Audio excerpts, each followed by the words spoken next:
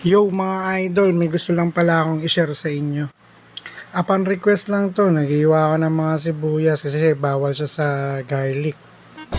Yan, nag-slice lang ako niyan ng sibuyas pangkisa. Normally kasi may bawang, di ba? So next natin tong sayote. Tanggalin lang natin yung dagta niyan, guys. Ayan, tinatanggal ko na. Balatan natin.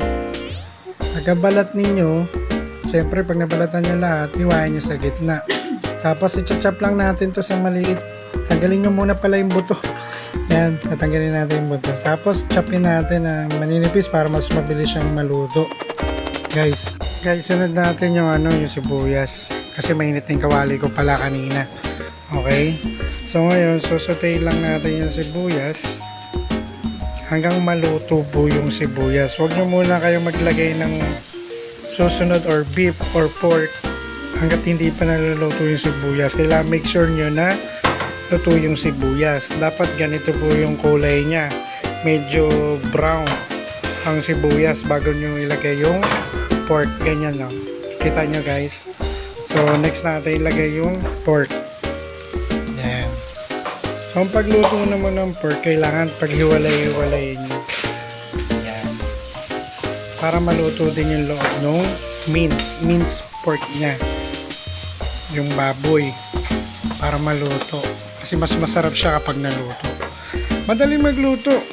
Pero kailangan mo ng technique sa pagluluto. So, lagyan natin ng salt and pepper. Yan lang gamit ko rito guys. Salt and pepper lang. Share ko lang yung knowledge ko sa inyo. Ayan. So ngayon, sutay lang natin. Pag nakita nyo luto na, ganyan yung kulay ha. Pag luto na yung beef nyo.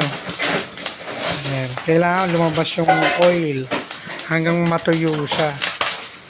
Ayan. Sutay-sutay nyo lang kung dapat ganito kasi yan. Nakuha ko na yung pinakagusto ko sa beef, sa pork. Hinalo ko na dyan yung sayote. Ayan. Sinutay-sutay ko lang para maluto yung sayote. So gagawin natin ngayon dyan mga idol, tatakpan na lang muna natin.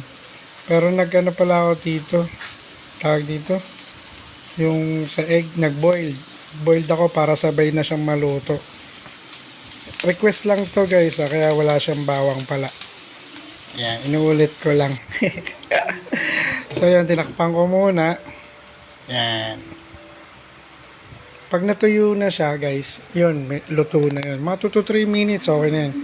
Yan, nagbo-boil na yung egg para sabay silang maluto.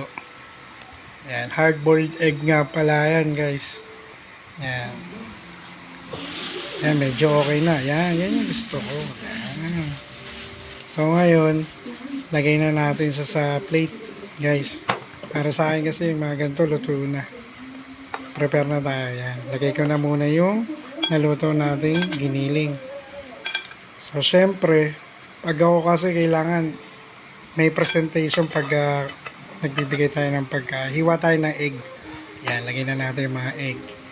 Ganyan lang, simple lang kasi yan yung request nila eh. Walang kamatis, walang bawang. So, yan na po siya. Guys, maraming salamat sa panonood.